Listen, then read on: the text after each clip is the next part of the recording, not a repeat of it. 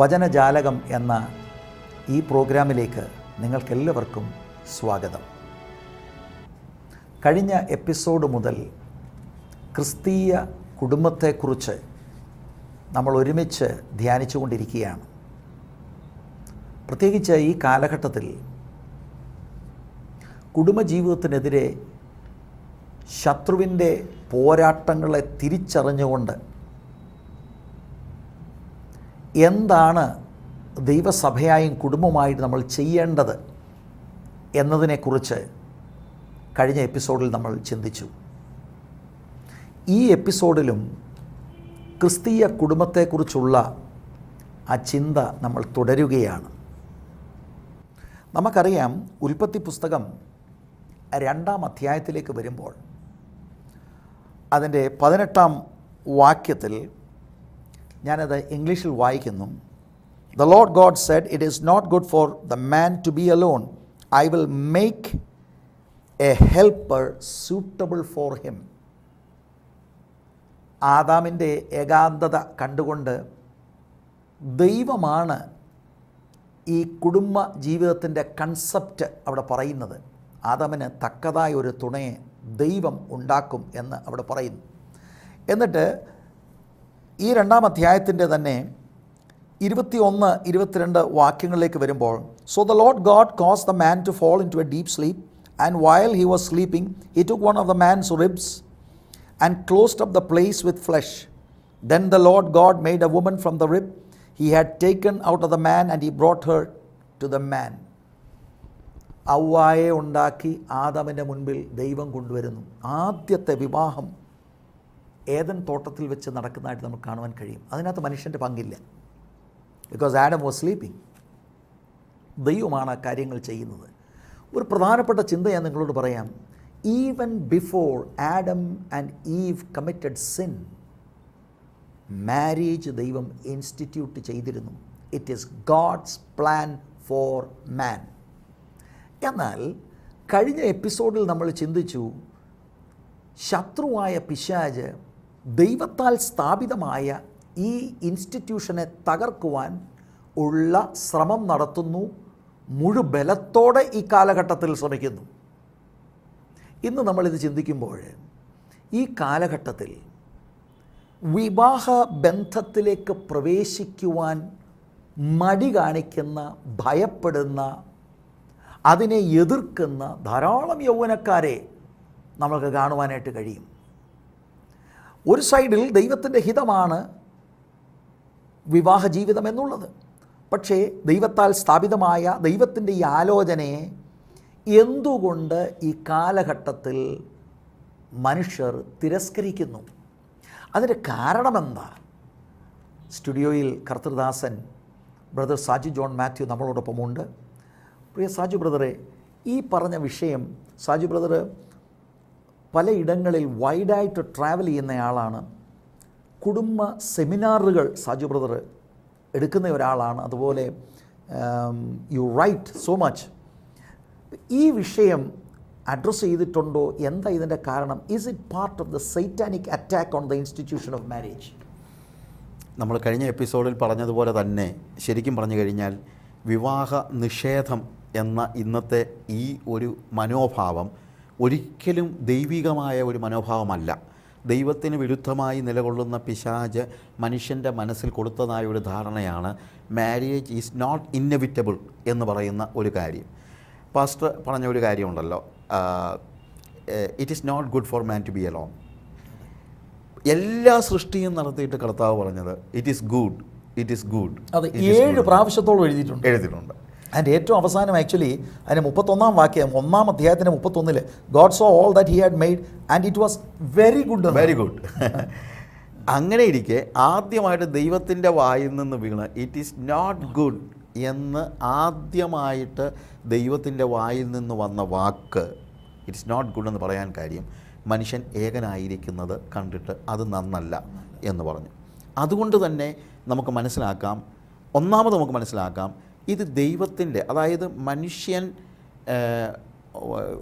വിവാഹ അവസ്ഥ എന്ന് പറയുന്നത് ദൈവം മനുഷ്യന് വേണ്ടി വെച്ചിരിക്കുന്ന ഒരു ഉത്തമ അവസ്ഥയാണ് തീർച്ചയായിട്ടും.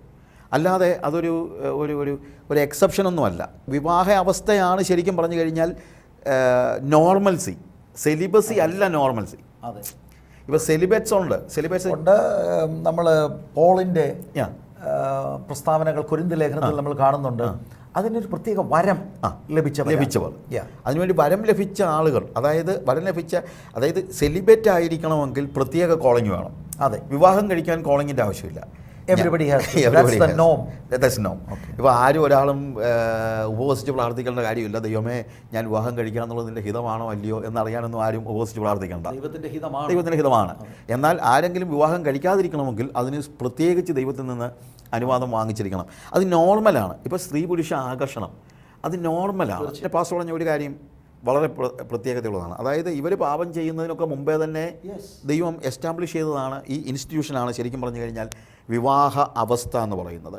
അത് ഉൽപ്പത്തി പുസ്തകം 2-ാം അധ്യായത്തിലല്ല, 1-ാം അധ്യായത്തിൽ തന്നെ നമ്മൾ അതിൻ്റെ 27-ാമത്തെ വാക്യം വായിക്കുമ്പോൾ ഇങ്ങനെ ദൈവം തൻ്റെ സ്വരൂപത്തിൽ മനുഷ്യനെ സൃഷ്ടിച്ചു, ദൈവത്തിൻ്റെ സ്വരൂപത്തിൽ അവനെ സൃഷ്ടിച്ചു, ആണും പെണ്ണുമായി അവരെ സൃഷ്ടിച്ചു. അതെ, നോക്ക്, അവരെ സൃഷ്ടിച്ചു. ഉൽപ്പത്തി പുസ്തകം 1-ാം അധ്യായത്തിൽ തന്നെ പറയുന്നത് ആണും പെണ്ണുമായി അവരെ സൃഷ്ടിച്ചു എന്നാണ്. 2-ാം അധ്യായത്തിൽ അതിൻ്റെ ഒരു എക്സ്പ്ലനേഷൻ എന്ന നിലയിലാണ് നമ്മൾ കാണുന്നത് എങ്ങനെയാണ് അവരെ സെപ്പറേറ്റ് ചെയ്ത് കൂട്ടിയോജിപ്പിക്കുന്നത് എന്നുള്ളത് പറയുന്നത്. പക്ഷേ 1-ാം അധ്യായം, അതുകൊണ്ട് man is an organic unity.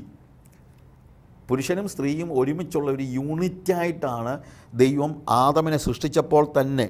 ഇങ്ങനെ ദൈവം തൻ്റെ സ്വരൂപത്തിൽ മനുഷ്യനെ സൃഷ്ടിച്ചു, ദൈവത്തിൻ്റെ സ്വരൂപത്തിൽ അവനെ സൃഷ്ടിച്ചു, ആണും പെണ്ണുമായി അവരെ സൃഷ്ടിച്ചു. എന്നിട്ട് ആദ്യം തന്നെ പറയുന്നത് ദൈവം അവരെ അനുഗ്രഹിച്ച് നിങ്ങൾ സന്താനപുഷ്ടിയുള്ളവരായി പെരുകി ഭൂമിയിൽ നിറഞ്ഞ് അതിനെ അടക്കി സമുദ്രത്തിലെ മത്സ്യത്തിന്മേലും ആകാശത്തിലെ പറവജാതിന്മേലും സകല ഭൂചര ജന്തുവിന്മേലും വാഴുവിൻ എന്ന് അവരോട് കൽപ്പിച്ചു. ഈ വാക്യം മതിയല്ലോ ഈ വിവാഹം എന്ന് പറയുന്നത് അതിൻ്റെ ആ ദൈവിക അംശം അതിലെ ദൈവികത മനസ്സിലാക്കാനായിട്ട്. അതുപോലെ എബ്രായ ലേഖനം 13-ന്റെ നമ്മൾ 4-ാം വാക്യത്തിലേക്ക് വരുമ്പോൾ marriage should be honoured by all and the marriage bed kept pure for God will judge the adulterer and all the sexually immoral. അപ്പോൾ marriage should be honoured by all. It should be honored by all. It's an honorable thing. It's an honorable thing. It's honorable. അപ്പം അതിന്റെ കാരണം ഇതാണ്, because God instituted it. God instituted it. It's from God. പിന്നെ മുമ്പേ പറഞ്ഞതുപോലെ അതിനുവേണ്ടി special വരം ലഭിച്ചിട്ടുള്ള ഒരാൾ വിവാഹം കഴിക്കുന്നില്ലെങ്കിൽ അത് എക്സെപ്ഷനാണ്. അപ്പോൾ അതുകൊണ്ട് വിവാഹം വേണ്ട എന്ന് ഇന്ന് സാധാരണക്കാരായ കുഞ്ഞുങ്ങളൊക്കെ പറയുന്നത് കേൾക്കുമ്പോൾ ചങ്ക് പൊട്ടുക എന്ന് പറയാം. ശരിക്കും പറഞ്ഞു കഴിഞ്ഞാൽ ഇത് എന്തുകൊണ്ട് ഇന്നിപ്പോൾ അങ്ങനെയുള്ള ആളുകളുടെ എണ്ണം കൂടി വരികയാണ്. ഞാൻ ഈ കഴിഞ്ഞ ദിവസം ഒരാളിങ്ങനെ പറഞ്ഞു അമേരിക്കയിൽ ഡിവോഴ്സ് കുറഞ്ഞു വരികയാണെന്ന്. നേരത്തെ ഉള്ളത്രയും ഡിവോഴ്സ് ഇപ്പോൾ ഇല്ലയെന്ന്. അപ്പോൾ എനിക്ക് ഭയങ്കര അത്ഭുതം തോന്നി. അതെന്താണ് അമേരിക്കയിൽ ഡിവോഴ്സ് പറയുന്നത്? പറഞ്ഞു അല്ല, മാരേജ് നടക്കുന്നില്ല, കല്യാണം നടന്നിട്ട് വേണ്ട ഡിവോഴ്സ് നടക്കാൻ. Very sad. It's A very sad situation. അത് ദൈവം ഒരിക്കലും ഉദ്ദേശിക്കുന്നതായ ഒരു കാര്യമല്ല. മനുഷ്യൻ ഏകനായിരിക്കുന്നത് നന്നല്ല. അതുകൊണ്ട് അടുത്തത് പറയുന്നത് ഞാൻ അവന് തക്ക ഒരു തുണയെ ഉണ്ടാക്കി കൊടുക്കുമെന്നാണ്. അതെ, it is N act of God. അപ്പം ദൈവം അതിനുവേണ്ടി സ്പെഷ്യൽ ഇൻട്രസ്റ്റ് എടുക്കുകയാണ്. അതായത് ആദം അവനൊരു തുണയെ കണ്ടെത്തുകയല്ല. അതെ, അതൊരു പ്രത്യേക കാര്യമാണ്, പ്രധാന കാര്യമാണ്. കാര്യം എല്ലാ സൃഷ്ടിയും ആദമിൻ്റെ താഴെയാണ്. അതെ, ആദമിന് മുകളിൽ ആകെ ദൈവമേ ഉള്ളൂ. അവന് തക്ക തുണ എന്ന് പറയുന്നൊരു വാക്ക്, അതായത് അവനോട് യോജിക്കുന്നത്. എല്ലാ മൃഗങ്ങളെയും ആദാമിൻ്റെ മുമ്പിലൂടെ നടത്തി, അവയ്ക്കെല്ലാം ആദാം പേരിട്ടു. That shows Adam's authority over it. അപ്പോൾ അതിൽ നിന്നൊരു തുണയെ കൊടുത്തില്ല. കാര്യം അവൻ അത് താഴെയായി പോകും. അതെ, കാരണം Adam is created in the image of God. Animals അങ്ങനെയല്ല. അപ്പോൾ അത് താഴെയായി പോകും. ദൈവം മുകളിലുമാണ്, മൃഗങ്ങൾ അല്ലെങ്കിൽ ജീവജാലങ്ങൾ താഴെയുമാണ്. അപ്പോൾ അതുകൊണ്ട് അവന് യോജിക്കുന്നതായ അവൻ്റെ നിലയിലുള്ള ഒരു തുണയെയാണ് ദൈവം കൊടുത്തത്. അതാണ് ഹവ്വ. ഇത് ദൈവം എല്ലാ മനുഷ്യർക്കുമായി വെച്ചിരിക്കുന്ന കാര്യമാണ്. ഒരു പുരുഷന് ഒരു സ്ത്രീയെ ദൈവം ഒരുക്കി വച്ചിരിക്കുന്നതാണ്. ആ ദൈവം യോജിപ്പിക്കുന്നത് ആ രീതിയിൽ തന്നെ ആയിരിക്കുകയും ചെയ്യും. അതിന് യാതൊരു സംശയമില്ല. അതുകൊണ്ട് തക്ക തുണയെ അവൻ ഉണ്ടാക്കി കൊടുത്തു എന്നുള്ള വാക്ക് ശരിക്കും അല്ലെങ്കിൽ 1-ാം അധ്യായത്തിലും 2-ാം അധ്യായത്തിലും എബ്രായ ലേഖനത്തിലും വേദപുസ്തകത്തിലുടനീളം എവിടെയും വിവാഹത്തെക്കുറിച്ച് പറയുന്നത് ഒരിക്കൽ പോലും അവിവാഹിത അവസ്ഥയെ പ്രോത്സാഹിപ്പിക്കുന്ന ഒരു കാര്യം നമ്മൾ കാണുന്നില്ല. ഇല്ല. അവിവാഹിത അവസ്ഥയെ കർത്താവിൻ്റെ വരവ് ഏറ്റവും സമീപസ്ഥമായിരിക്കുന്നത് കൊണ്ട് എന്ന് പറഞ്ഞ് പൗലോസ് പറയുന്ന ഒരു ഭാഗത്ത് മാത്രമേ ഉള്ളൂ. അതെ, 1 കൊരിന്ത്യർ 7-ാം അധ്യായത്തിൽ മാത്രമേ പോൾ പറയുന്നത്. അത് in relation to the return of Jesus, യേശുവിൻ്റെ തിടുക്കത്തോടുകൂടെ എന്നുള്ള ആ ഒരു അർത്ഥത്തിലാണ്. അല്ലാതെ അതൊരിക്കലും ഒരു എന്താണ് അവിവാഹിത അവസ്ഥയ്ക്ക് വേണ്ടി നമുക്ക് പറയുന്നതായ ഒരു കാര്യം അല്ല. വേദപുസ്തകത്തിലുടനീളം വിവാഹിത അവസ്ഥയെ പ്രോത്സാഹിപ്പിക്കുകയും അതിനെ മാത്രം പ്രോത്സാഹിപ്പിക്കുകയും, വേദത്തെ പ്രോത്സാഹിപ്പിക്കുക എന്നുള്ളത് അതിനെ മാത്രം, അല്ലാത്ത ഒരു അവസ്ഥയെ വേദപുസ്തകം പ്രോത്സാഹിപ്പിക്കുന്നില്ല. എല്ലാ പാട്രിയാർക്സിൻ്റെ കാര്യമാണെങ്കിലും അതുപോലെ തന്നെ വേദപുസ്തകത്തിലെ വിശുദ്ധന്മാരുടെ കാര്യങ്ങളൊക്കെ പറയുന്ന കൂട്ടത്തിൽ ചില പ്രത്യേക വരം ലഭിച്ച ആളുകൾ ഒഴികെ ഒരു വ്യക്തി പോലും, including Hanok, he was a man who walked with God, ദൈവത്തോട് കൂടെ നടന്ന ഹാനോക്ക് വിവാഹിതനും അനേക കുഞ്ഞുങ്ങളുടെ പിതാവുമായിരുന്നു. മോസസ്, പഴയ നിയമത്തിന്റെ മധ്യസ്ഥനാണ് Moses, was a married man. ഇനി നോഹ, അപ്പോൾ ഇവരോടെല്ലാം കർത്താവ് ആദാമിനോട് പറയുന്നു, നിങ്ങൾ സന്താനപുഷ്ടിയുള്ളവരായി പെരുകി ഭൂമിയിൽ. നോഹയോട് അത് തന്നെയാണ് പറയുന്നത്. അപ്പോൾ വിവാഹം, കുഞ്ഞുങ്ങളെ ഉൽപ്പാദിപ്പിക്കുക, ഇതെല്ലാം ദൈവികമായ കാര്യമാണ്. അതിനെ നിഷേധിക്കുന്നത് ദൈവനിഷേധത്തിന് തുല്യമാണ്. That's a pretty serious thing. കാരണം ദൈവം ഈ വ്യവസ്ഥ വെച്ചിരിക്കുമ്പോൾ I think we should say it's rebelling against God. It's rebelling against God. അതുകൊണ്ടാണല്ലോ പുതിയ നിയമത്തിൽ വിവാഹം വിലക്കുന്നവരെ കുറിച്ച് അവർ വിവാഹം വിലക്കുകയും, അതെ, 1 തിമോഥെയോസ് 4-ാം അധ്യായത്തിൽ പറയുന്നത്. അവർ വിവാഹം വിലക്കുന്നെന്ന് പറയുന്നത് അല്ലെങ്കിൽ കള്ള ഉപദേഷ്ടാക്കന്മാരുടെ ഒരു കാര്യമായിട്ടാണ്, ലക്ഷണമായിട്ടാണ് പറയുന്നത്. അപ്പോൾ അതുകൊണ്ട് വിവാഹത്തെ എതിർക്കുകയോ വിവാഹത്തെ വിലക്കുകയോ മാത്രമല്ല, വിവാഹം അനിവാര്യമല്ലെന്ന് ചിന്തിച്ച് സ്വയം ജീവിക്കാൻ പരിശ്രമിക്കുന്ന വ്യക്തികൾ ദൈവം മനുഷ്യനിൽ വെച്ചിരിക്കുന്ന വ്യവസ്ഥയെയാണ് വാസ്തവത്തിൽ തകർത്ത് കളയുന്നത്. അത് തീർച്ചയായും പാസ്റ്റർ പറഞ്ഞതുപോലെ അതിൽ ഒരു പൈശാചികമായ സ്പർശനം ഉണ്ട് എന്ന് തന്നെ നമ്മൾ ചിന്തിച്ചാലേ പറ്റുള്ളൂ. ദേവദാസനെ ഇതിൻ്റെ കാരണമുണ്ട്. Why are people thinking in such terms? അവർ ഒരു പക്ഷെങ്കിൽ ദൈവത്തോട് റിബല്ല് ചെയ്യുകയാണ് എന്ന് ഗ്രഹിക്കാതെയും മനസ്സിലാക്കാതെയും ആയിരിക്കാം അങ്ങനെ ചെയ്യുന്നത്. പക്ഷേ ഈ മൈൻഡ് സെറ്റ് ഈ ചെറുപ്പക്കാരിൽ പലരിലും അങ്ങനെ വരാൻ ഉള്ള കാരണം, ഇപ്പം ഇന്ന് പണ്ട് കാലത്തും വിവാഹം നടക്കാതിരുന്ന ആളുകളുണ്ട്, അങ്ങനെയൊക്കെ ഉണ്ട്. അവരെ നമ്മൾ ഒരിക്കലും ഇതിനകത്ത് കണക്കൂട്ടിയിട്ട് കാര്യമില്ല. പല സാഹചര്യങ്ങൾ കൊണ്ട് വിവാഹം കഴിക്കാൻ സർക്കംസ്റ്റാൻസസ് ആണ്. പക്ഷേ ബോധപൂർവമായിട്ട് എന്തിനാ കല്യാണം, എന്ത് കാര്യത്തിന് എന്ന് ചിന്തിക്കുന്ന ഒരു ജനത, അത് അവിടെയാണ് നമ്മൾ റിബല്യൻ എന്ന് പറയുന്നത്. അല്ലാതെ വിവാഹം കഴിക്കാത്തവരെല്ലാം മോശക്കാരാണെന്നുള്ള അർത്ഥത്തിലൊന്നുമല്ല. തന്നെയല്ല, നമ്മൾ പറഞ്ഞ പോലെ സെലിബ്രേറ്റ് ആയിട്ടുള്ള ആളുകളുണ്ട്, സെലിബസിയിൽ വരം ലഭിച്ചു, അവർക്ക് ഇത് ആപ്ലിക്കബിൾ അല്ല. സർക്കംസ്റ്റാൻസുകൾ ജീവിതത്തിൽ ആ നിലയിലുണ്ടായി, അവർക്ക് ഇത് ആപ്ലിക്കബിൾ അല്ല. പക്ഷേ ബോധപൂർവമായി സാഹചര്യങ്ങൾ ഉണ്ടായിട്ടും ദൈവത്തിൻ്റെ ഹിതം ഗ്രഹിക്കാഞ്ഞിട്ടാണോ അതോ മനഃപൂർവ്വമായിട്ടാണോ, anyway it's rebelling against the system that God has kept. അപ്പോൾ അത് എന്താണ് അങ്ങനെ ഒരു മൈൻഡ് സെറ്റ്? കാരണം ആളുകൾ എഡ്യൂക്കേറ്റഡ് ആണ്. ഇന്നത്തെ കാലഘട്ടത്തിൽ പണ്ട് കാലത്തേക്കാൾ, പണ്ട് ഈ ക്രിസ്ത്യൻ ഫാമിലി എന്നൊക്കെ പറഞ്ഞാൽ ഹൈ വാല്യൂസ് ആയിരുന്നു. അന്നത്തെക്കാൾ എത്രയോ എഡ്യൂക്കേറ്റഡ് ആണ് ആളുകൾ. പക്ഷേ എന്നിട്ടും ഈ മൈൻഡ് സെറ്റ് ഇങ്ങനെ പലരിലും വരാൻ ഉള്ള കാരണം, അല്ലെങ്കിൽ പിശാച് എന്ത് ചിന്തകളാണ് ഇവരിലിട്ട് ഈ നിലയിൽ ഇവരെ കൊണ്ട് ചിന്തിപ്പിക്കുന്നത്? പിശാചിനൊരു ലക്ഷ്യമുണ്ടെങ്കിൽ അവൻ ആ ലക്ഷ്യം നേടാനായിട്ട് എന്തും ചെയ്യും, അതിന് യാതൊരു സംശയമില്ല. ഒന്ന് അതുകൊണ്ട് നമ്മൾ ഈ പറഞ്ഞതുപോലെ അവരത് ദൈവത്തോട് റിബലാണെന്നുള്ള ഒരു ചിന്ത ഒരു പക്ഷേ മനുഷ്യൻ്റെ മനസ്സിൽ അതുപോലും ഉണ്ടാകത്തില്ല. ചിലപ്പോൾ അങ്ങനെ ഉണ്ടാകുന്നില്ലായിരിക്കും, അവർ ചെയ്യുന്നത് നല്ല കാര്യമാണെന്നായിരിക്കും ആൾക്കാർ ചിന്തിക്കുന്നത്. പക്ഷേ ഈ പാസ്റ്റർ പറഞ്ഞ വാചകം ദൈവം വെച്ചിരിക്കുന്ന ഒരു സിസ്റ്റം, ആ സിസ്റ്റത്തിനെതിരായിട്ട് നിൽക്കുമ്പോൾ നമ്മൾ അറിയാതെ പിശാചിൻ്റെ കൂടെ കൂടുകയാണ്.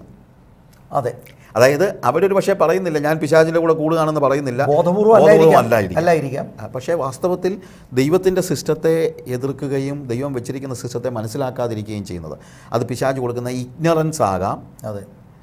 പിന്നെ നമ്മളുടെ ഈ സാഹചര്യങ്ങളിൽ ഒരു സ്വയാശ്രയം മനുഷ്യനിൽ വർദ്ധിച്ചു വരുന്നു. നമ്മൾ ഇടയ്ക്ക് ആ കാര്യത്തിൽ, അതായത് ഞാൻ എൻ്റെ കാര്യം ഞാൻ നോക്കിക്കോളാം, അതിനകത്ത് വേറെ ആരും ഇടപെടേണ്ട കാര്യമില്ല. അതെ, ഇപ്പോഴത്തെ സാഹചര്യത്തിൽ എൻ്റെ ഒരു അഭിപ്രായത്തിൽ even woman are highly educated. എഡ്യൂക്കേറ്റഡുമാണ്, they draw a huge amount of salary. അപ്പോൾ അങ്ങനെയുള്ളപ്പോഴേ ഒരു പുരുഷൻ്റെ കീഴിൽ ആ പുരുഷൻ ഒരു ഭർത്താവ് എന്ന നിലയിൽ അദ്ദേഹത്തിന് സറണ്ടർ ചെയ്യുന്നത് എന്തിനാണ് എന്നുള്ള ഒരു ചിന്ത കൊണ്ടാണോ ഇങ്ങനെ വരുന്നത്? അതുപോലെ പുരുഷൻ്റെ ഭാഗത്ത് നിന്ന് എന്തിനീ ഉത്തരവാദിത്വമൊക്കെ എടുക്കണം? അങ്ങനെ ഒരു ഇൻഡിപെൻഡൻ്റ് ഇത് സ്ത്രീകളിലും പുരുഷന്മാരിലും വരുന്നത് കൊണ്ടാണോ ഇങ്ങനെ പലരും ഈ സിസ്റ്റത്തോട് റിബൽ ചെയ്യുന്നത്? അറിഞ്ഞുകൊണ്ടായിരിക്കത്തില്ല, പക്ഷേ അതിനകത്ത് തീർച്ചയായിട്ടും അതുണ്ട്.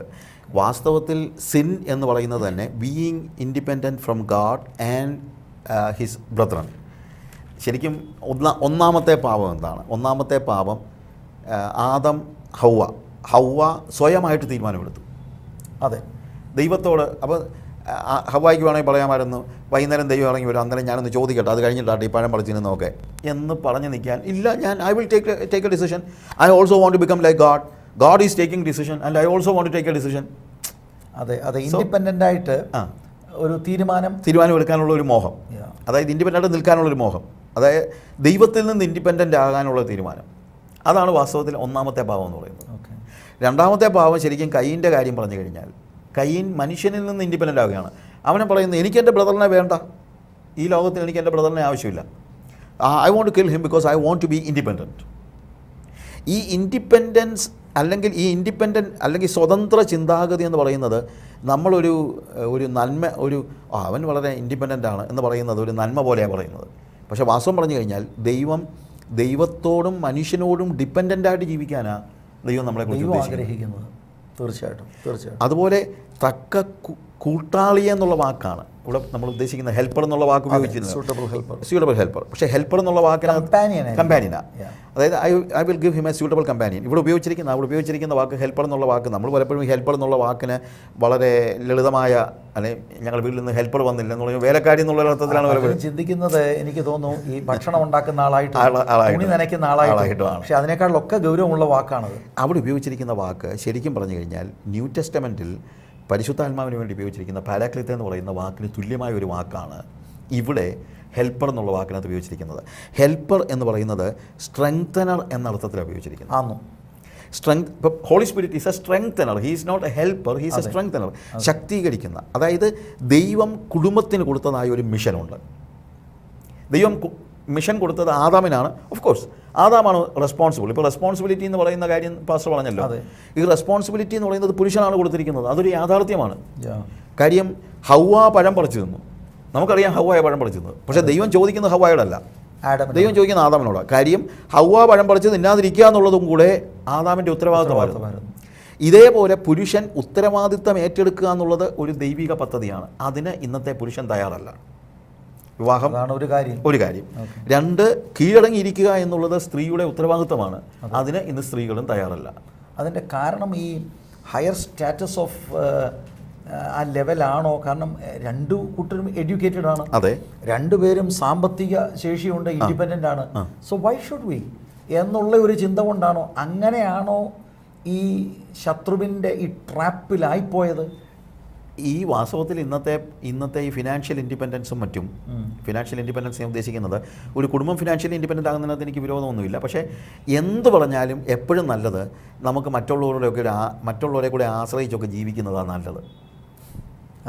അതായത് എനിക്ക് ഇപ്പം ചിലപ്പോൾ ആളുകൾ പറയും, തമാശക്കാണെങ്കിലും പറയാറുണ്ട്, ആരെയും കഷ്ടപ്പെടുത്താതെ അങ്ങ് പോകണം എന്നാണ് എൻ്റെ ആഗ്രഹം എന്ന് പറയാറില്ലേ.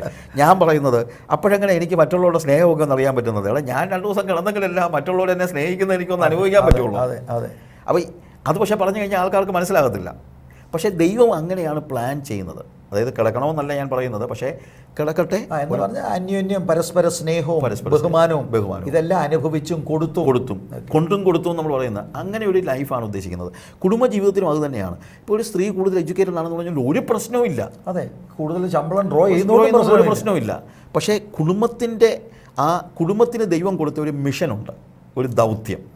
ആ ദൗത്യം എന്ന് പറഞ്ഞു കഴിഞ്ഞാൽ തീർച്ചയായും അവർ ദൈവത്തെ അവരുടെ സർക്കംസ്റ്റാൻസസിൽ ദൈവത്തെ പ്രതിനിധീകരിക്കുക എന്നുള്ളതാണ്.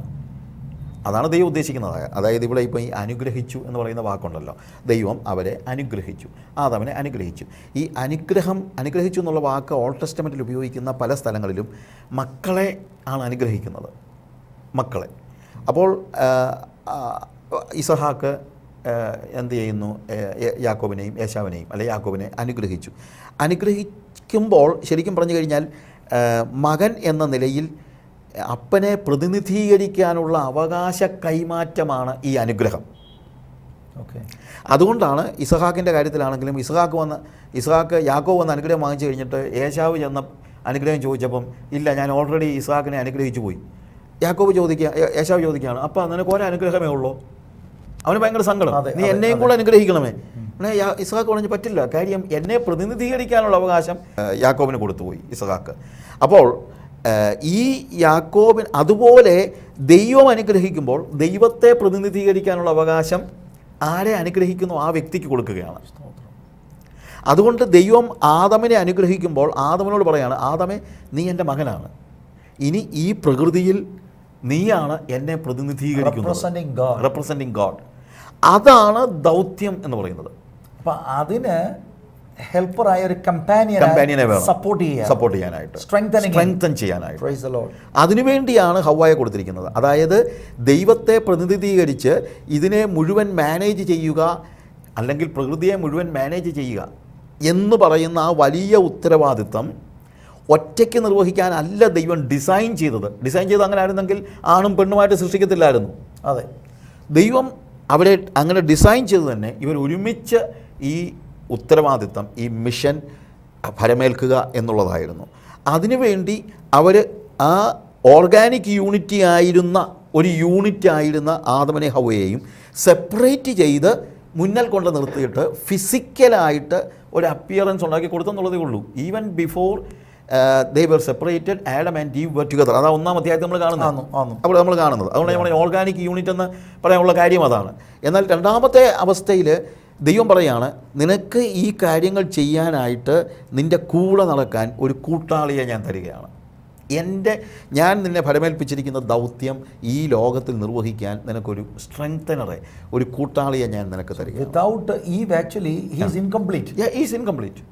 And without him she is also incomplete. True. അപ്പം അങ്ങനെ വരുമ്പോഴേ how important marriage is so important. അതിന് യാതൊരു രീതിയിലും, അതുകൊണ്ടാണ് ഞാൻ ഈ ഭാഗങ്ങൾ പറയാനുള്ള കാര്യം. ദൈവം പ്രതിനിധീകരിക്കാൻ നമ്മളെ ആക്കിയെങ്കിൽ ഒറ്റയ്ക്കത് ചെയ്യുക എന്ന് പറയുന്നത്, ഒറ്റയ്ക്ക് ചെയ്യാന്ന് പറഞ്ഞാൽ ഇപ്പോൾ ചില പ്രത്യേക ദൗത്യങ്ങൾ ചെയ്യാനായിട്ട്, ഇപ്പം I am a family man, but when God asks me to go somewhere and do something may be for some time I am away from my family. അത് ഞാനും എൻ്റെ ഫാമിലിയുമായിട്ട് ഒരുമിച്ച് ചേർന്നെടുക്കുന്ന തീരുമാനമാണ്. അതെന്തിനാന്ന് ചോദിച്ചു കഴിഞ്ഞാൽ, നാളെ ഒരുമിച്ച് ചേരാനാണ് ഞങ്ങൾ ഒരു ദിവസത്തേക്ക് പിരിയുന്നത്, അല്ലാതെ പിണങ്ങി പിരിയുന്നതല്ല. അപ്പോൾ ദൈവം ഫലമേൽപ്പിച്ചിരിക്കും. അതുപോലെ ചില ആളുകൾക്ക് ചില പ്രത്യേക ദൗത്യത്തിന് വേണ്ടി, ഞാൻ മുമ്പേ പറഞ്ഞ പോലെ സെലിബ്രേറ്റ്സ് ആയിട്ടുള്ള ആളുകൾ ഉണ്ടായിരുന്നിരിക്കാം. ചില പാസ്റ്റേഴ്സ് ഉണ്ട്, ലൈക്ക് പാസ്റ്റർ പി എസ് സാമുവലും ഒക്കെ, ഈ വാസ് നോട്ട് മാരീഡ്. അപ്പോൾ അങ്ങനെയുള്ള ചില സന്ദർഭങ്ങളിൽ ചില ആളുകൾക്ക് ദൈവം അങ്ങനെ ഒരു വരം കൊടുത്തിട്ടുണ്ടാവാം. ആ വരം കിട്ടിയിട്ടുള്ളവരല്ലാത്ത ആളുകൾ ഒരുമിച്ച്, ഭാര്യയും ഭർത്താവും ഒരുമിച്ച് ദൈവത്തിൻ്റെ ദൗത്യം, സമൂഹത്തിൽ ദൈവത്തെ പ്രതിനിധീകരിക്കുക എന്ന ദൗത്യം നിർവഹിക്കാൻ ദൈവം അവരെ ഒരുമിപ്പിച്ചിരിക്കുന്നു. അതോടൊപ്പം സന്താനപുഷ്ടി ഉള്ളവരായി പെരുകുകയും. കാര്യം ഇത് അവരുടെ ലോകത്തിൽ മാത്രം നിൽക്കാനല്ല, അവരെ അടുത്ത തലമുറയിലേക്ക് ഈ ദൈവപ്രാതിനിധ്യം കൈമാറ്റം ചെയ്യാണ്. ദൈവം അബ്രഹാമിനെ അനുഗ്രഹിച്ചു, അബ്രഹാം ഇസ്ഹാക്കിനെ അനുഗ്രഹിച്ചു, ഇസ്ഹാക്ക് യാക്കോബിനെ അനുഗ്രഹിച്ചു. നോക്ക്, ഈ കൈമാറ്റമാണ്, കൈമാറ്റം. അപ്പോൾ പ്രതിനിധീകരിക്കുന്നത് തീർച്ചയായും ആ ദൗത്യം നിർവഹിക്കാൻ ദൈവം നമുക്ക് കുടുംബ ജീവിതത്തെ നൽകിയിരിക്കുന്നു. എഡ്യൂക്കേഷനോ സാമ്പത്തികം കൂടുതലോ ഇതൊന്നുമല്ല വിഷയം. അല്ല, ഒരു സ്ത്രീക്ക് റിയലി ഫുൾഫിൽമെൻ്റ് ഉണ്ടാകണമെങ്കിൽ തനിക്കായി ഒരുക്കിയിരിക്കുന്ന പുരുഷന് കീഴ്പ്പെട്ട് ആ ഒരു പുരുഷന് കൊടുത്തിരിക്കുന്ന വെളിപ്പാട് ഏറ്റെടുത്ത് അതിൻ്റെ സക്സസ്സിലേക്ക് പ്രവർത്തിക്കുമ്പോഴാണ് ഒരു സ്ത്രീ എന്ന നിലയിൽ ഫുൾഫിൽമെൻറ്റ്. അപ്പോഴാണ് പീസ് ഉണ്ടാകുന്നത്. ഒരു സ്ത്രീക്ക് സമാധാനം ഉണ്ടാകണമെങ്കിൽ സ്ത്രീക്ക് ഒറ്റയ്ക്ക് നിന്ന് കഴിഞ്ഞാൽ ഒരിക്കലും സമാധാനം ഉണ്ടാവില്ല. പക്ഷേ അതിന് പകരം ഇങ്ങനെ ചില സാമ്പത്തികമോ മറ്റു കാര്യങ്ങളോ ഒക്കെ ആകുമ്പോൾ എനിക്കിതൊന്നും ഒരു വിഷയമല്ല എന്ന attitude it is rebelling against God. It is rebelling, of course it is rebelling against What we are God. saying തിരിച്ചുകൊണ്ട് പുരുഷന്റെ കാര്യത്തിലുണ്ട്. ഉണ്ട്. പുരുഷന്റെയും ഫുൾഫിൽമെന്റ് എന്ന് പറയുന്നത് സ്ത്രീയുമായി ബന്ധപ്പെട്ട് അവർ ഒരുമിച്ച് ദൈവത്തെ പ്രതിനിധീകരിക്കുന്ന ഒരു സ്റ്റേജിലാണ്. അതെ അതെ അതെ തീർച്ചയായിട്ടും. അപ്പോൾ ഇവിടെ വാസ്തവത്തിൽ നമ്മൾ ചിന്തിക്കുന്നത് എഡ്യൂക്കേഷൻ കൂടിയതോ പണം കൂടിയതോ അല്ല പ്രധാന വിഷയം. പക്ഷേ അത് നിമിത്തം ആളുകൾക്കൊരു തെറ്റിദ്ധാരണ ഉണ്ടാകുകയാണ് ഐ ക്യാൻ സ്റ്റാൻഡ് അലോൺ എന്ന്. പക്ഷേ ഈ രണ്ട് കൂട്ടർക്കും ഫുൾഫിൽമെൻ്റ് ഉണ്ടാകുന്നത് ആ യുണൈറ്റഡ് ആയിട്ടുള്ള വർക്കിലാണ്. കാരണം അവർ ദൈവത്തെ റെപ്രസെൻ്റ് ചെയ്ത് സക്സസ്ഫുൾ ആയിട്ട് ഭൂമിയിൽ ദൈവം അവർക്ക് അലോട്ട് ചെയ്ത സമയത്ത് ദൈവം ഏൽപ്പിച്ച കാര്യങ്ങൾ ചെയ്യുമ്പോഴാണ് ഇരു കൂട്ടർക്കും പീസും ഫുൾഫിൽമെൻറ്റും എല്ലാം ഉണ്ടാകും. അതെ.